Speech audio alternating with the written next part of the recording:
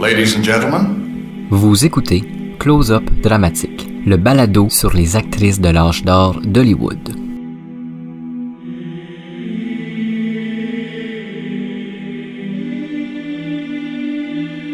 Le 4 février 1922, l'actrice Florence Deschen est retrouvée sans vie dans un appartement new-yorkais. De l'appartement, une forte odeur de gaz s'en dégage. Tout porte à croire que l'actrice est décédée accidentellement des suites d'une fuite de gaz. Pourtant, certains de ses amis croient que Florence s'est enlevé la vie.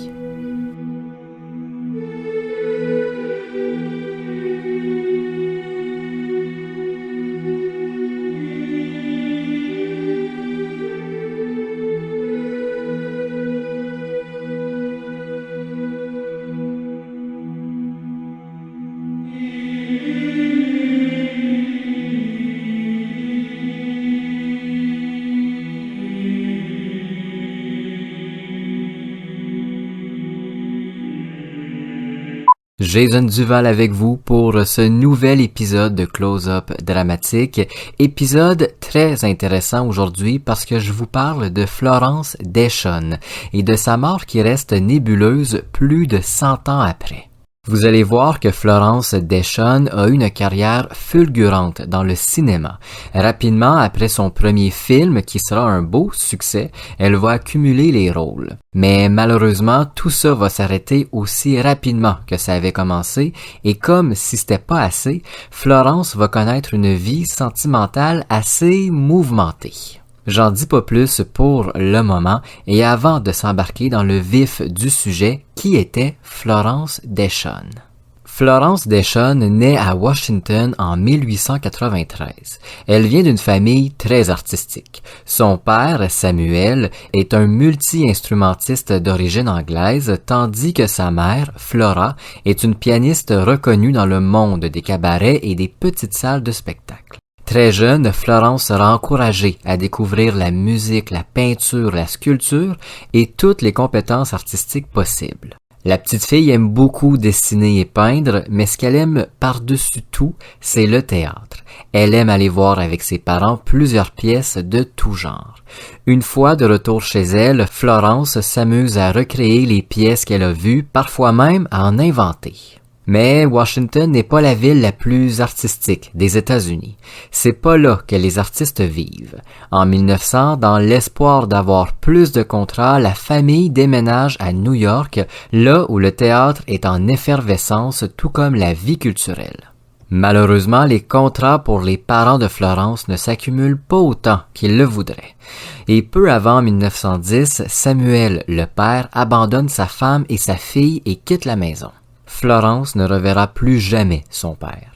Flora, la mère, est alors dans une certaine précarité qui va obliger sa fille à abandonner l'école pour aller travailler. À presque 20 ans, Florence devient sténographe et côtoie des gens influents de l'industrie du cinéma, mais surtout du théâtre. Florence est très belle, charismatique et elle aime bien jouer la comédie une fois de temps en temps pour faire rire ses collègues. En 1913, on lui offre de jouer sur les planches et elle accepte. C'était un peu un rêve de jeunesse de se retrouver sur les planches d'un théâtre. En 1914, elle se retrouve aux côtés du célèbre Douglas Fairbanks au théâtre et c'est la première fois que la future star a un rôle d'importance. Il n'en fallait pas plus pour que le public tombe en amour et la réclame. À New York et un peu partout dans l'industrie du cinéma et du théâtre, on parle de cette jeune actrice Florence Deschen, qui performe et fait un tabac à chacune de ses apparitions sur scène. Tout ce succès sur les planches l'emmène dès 1915 au grand écran. Contrairement à la plupart de ses collègues qui débutent dans les mélodrames ou les comédies, Florence, elle, commence dans les grands drames. Elle joue dans The Beloved Vagabond et comme pour le théâtre, elle connaît le succès immédiatement. La caméra est follement en amour avec cette jeune femme qui transperce l'écran. En 1916, Florence rencontre l'auteur et scénariste Max Eastman. C'est ici que la vie de Florence Deschen commence à être plus complexe.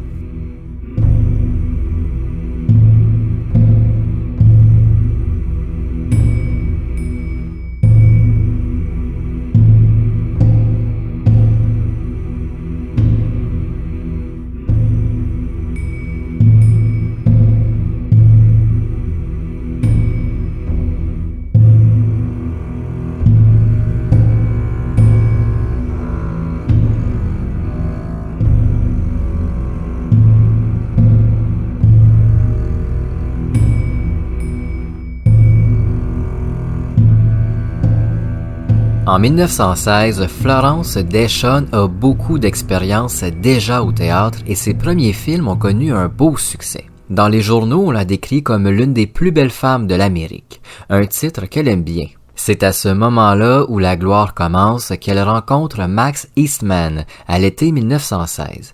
Max est un scénariste et un auteur de renom reconnu partout à travers l'Amérique.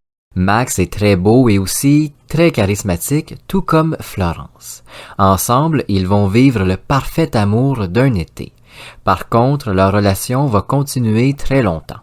Max décrit leur relation comme étant idyllique et parfaite. Ils s'aiment plus que tout et Eastman est prêt à tout pour sa bien-aimée. Grâce à lui, qui en coulisses parle beaucoup de l'ambition de son amoureuse, Florence obtient un nombre énorme de rôles en 1917 et 1918. En 18, elle apparaît dans pas moins de 9 productions majeures du cinéma. Malheureusement, c'est la même année que leur relation va commencer à s'atténuer. Le couple voyage beaucoup, ils passent leurs étés à l'extérieur des grandes villes, près des champs et s'amusent beaucoup. Lorsqu'ils reviennent en ville, souvent à New York où Max trouve plus souvent du travail, les disputes se font de plus en plus fréquentes. Florence reproche à Max d'être égoïste et d'être devenue pour lui non pas une amoureuse mais bien une servante. Mais à ce moment-là, c'est que passager. Les ennuis ne restent pas très longtemps et le couple retrouve le calme et la passion. En 1919, Samuel Goldwyn, brillant producteur de cinéma, propose un contrat à l'actrice. Un contrat qu'elle ne peut pas refuser, surtout qu'en 1919, après une folle année 18, les contrats sont moins présents pour Florence.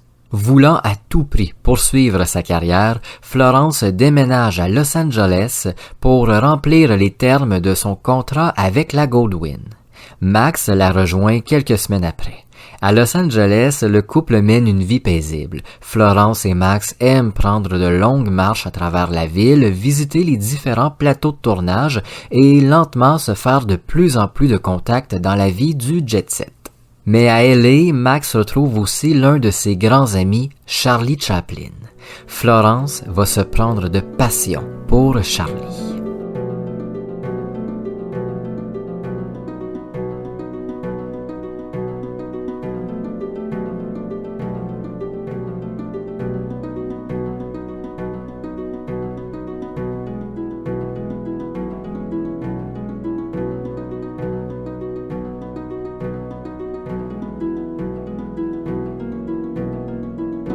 Quand Florence déménage à Los Angeles pour poursuivre sa carrière et avec, surtout, l'espoir d'avoir plus d'offres, elle est toujours follement amoureuse de Max Eastman, son compagnon des dernières années. À LA, Max retrouve son grand ami, l'acteur comique Charlie Chaplin. Peu de temps après leur arrivée, Max et Charlie s'invitent dans leurs résidences respectives et passent de grandes soirées à rire, parler de cinéma et de tout et de rien. Florence est elle aussi invitée et la connexion avec Chaplin passe immédiatement. Lentement, Florence tombe amoureuse de Charlie Chaplin, mais est toujours en amour avec Max aussi. Charlie Chaplin tombe lui aussi en amour avec Florence. Il la trouve plus que jolie et il y a une certaine chimie très puissante entre les deux.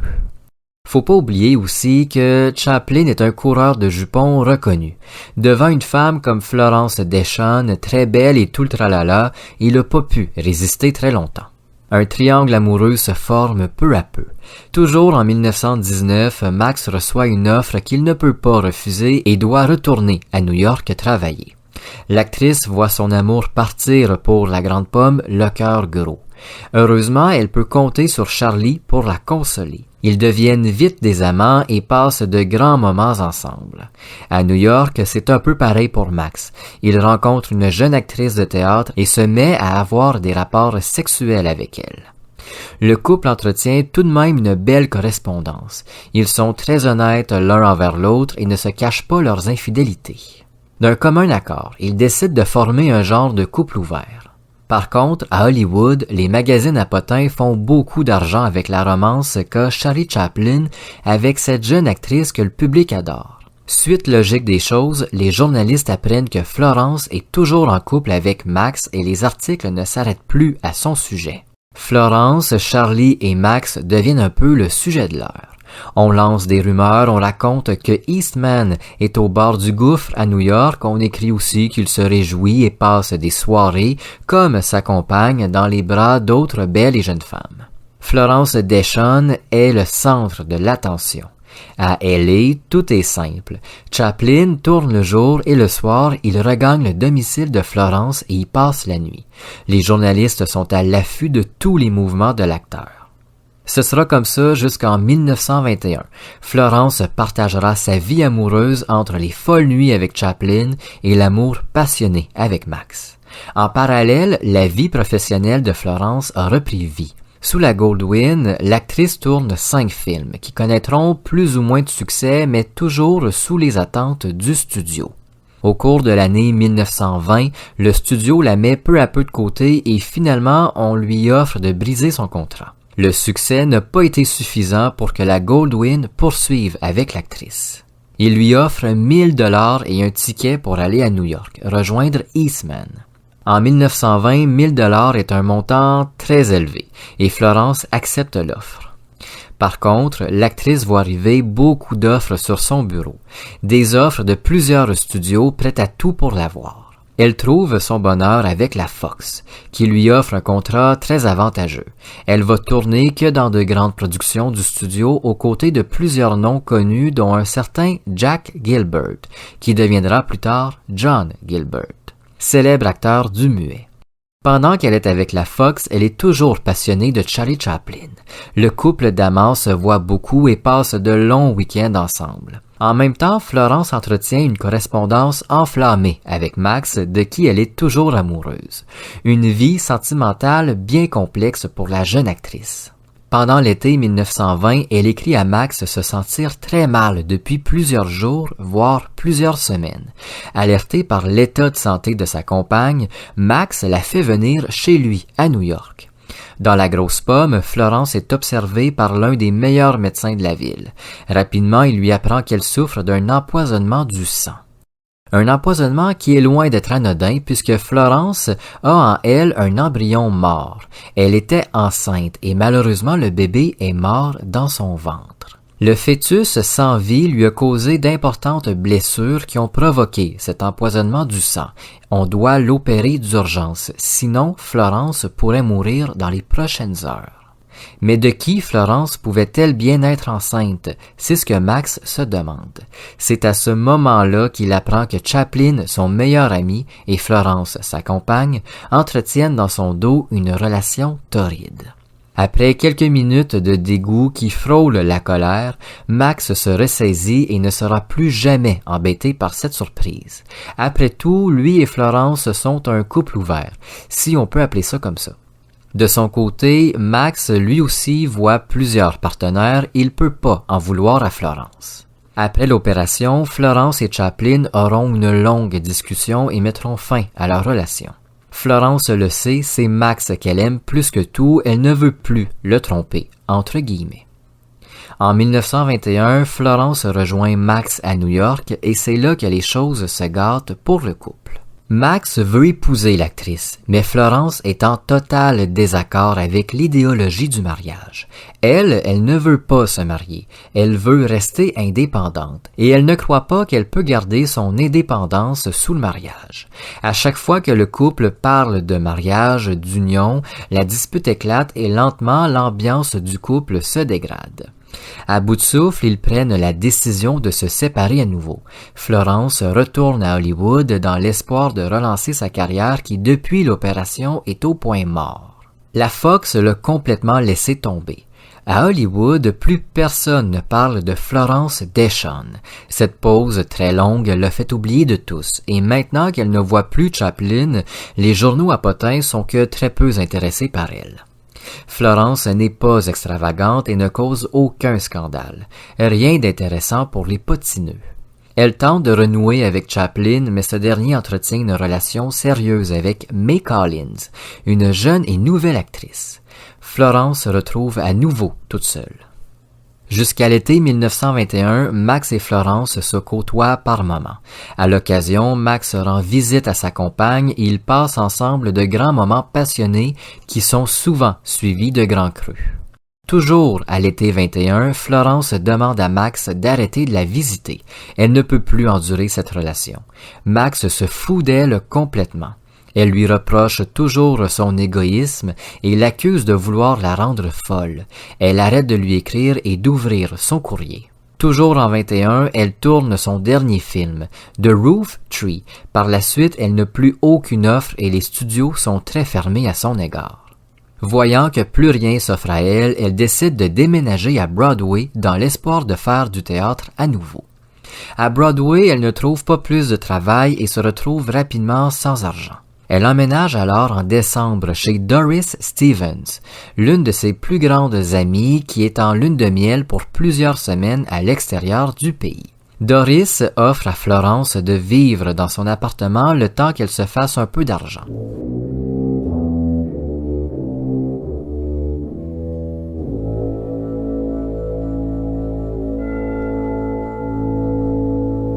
Le 4 février 1922, Florence Deschênes est retrouvée sans vie à 28 ans. Une forte odeur de gaz se dégage de l'appartement. Que s'est-il passé?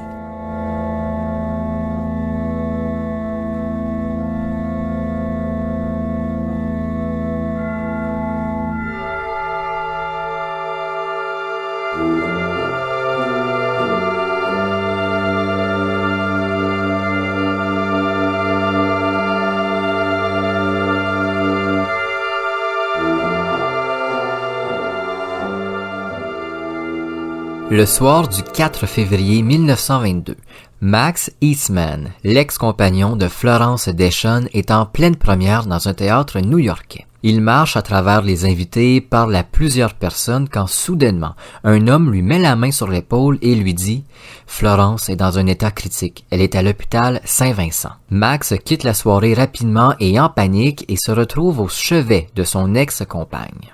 Les médecins l'informent que la femme se trouve dans un état très grave. Elle a besoin d'une transfusion de sang le plus rapidement possible. Max s'offre et les infirmiers s'occupent de la transfusion.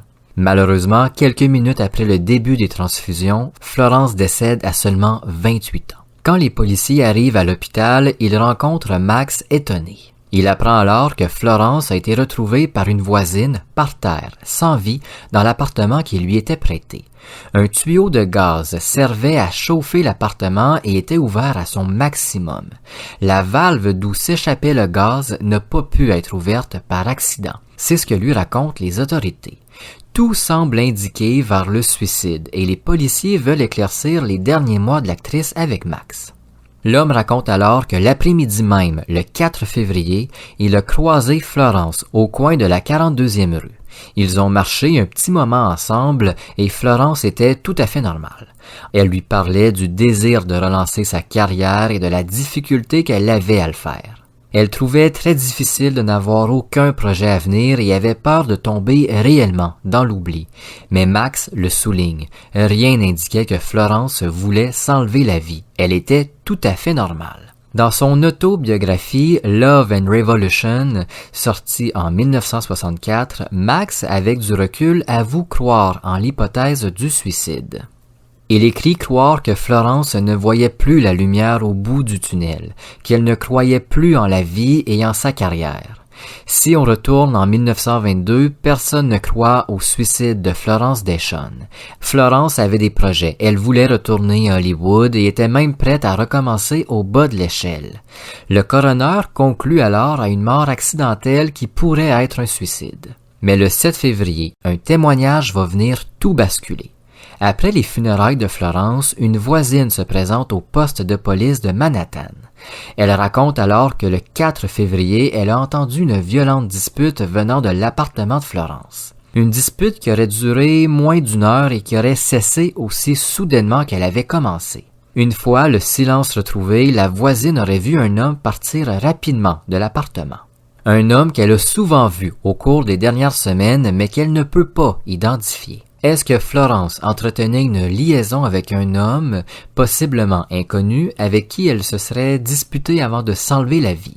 Ou peut-être que Florence a été assassinée? Les policiers contactent alors Max pour savoir si ce mystérieux homme ne serait pas lui. Après tout, il a avoué avoir vu Florence la journée de son étrange mort. Max déclare alors aux policiers qu'il n'a pas rendu visite à Florence depuis des semaines et encore moins la journée de sa mort. Mais Max comprend rapidement que les policiers le soupçonnent d'avoir possiblement assassiné Florence. Il rejette toutes les accusations et possède un alibi solide. Il a été vu à travers la ville dans plusieurs petites boutiques. Après cet interrogatoire, Max ne parlera plus jamais de Florence et de sa mort mystérieuse jusqu'en 1964 pour la sortie de son livre. Les amis de Florence, eux, racontent aux policiers, comme je le disais, que Florence était réellement déprimée au cours des dernières semaines de sa vie. Elle ne voyait plus la lumière et avait vraiment beaucoup de misère à relancer sa carrière, quelque chose qui lui faisait énormément de peine. Ses mêmes amis racontent aussi que la fin de la relation avec Max lui avait fait très mal. Elle avait de la difficulté à se sortir l'homme de la tête et avait toujours pour lui de forts sentiments. Depuis plus de 100 ans, on se demande encore qui était ce mystérieux homme aperçu le 4 février. On se demande aussi toujours, pourquoi Florence? S'est-elle enlevé la vie? Est-ce qu'un accident est arrivé ou pire, est-ce que la mort de Florence Deschon est le crime parfait?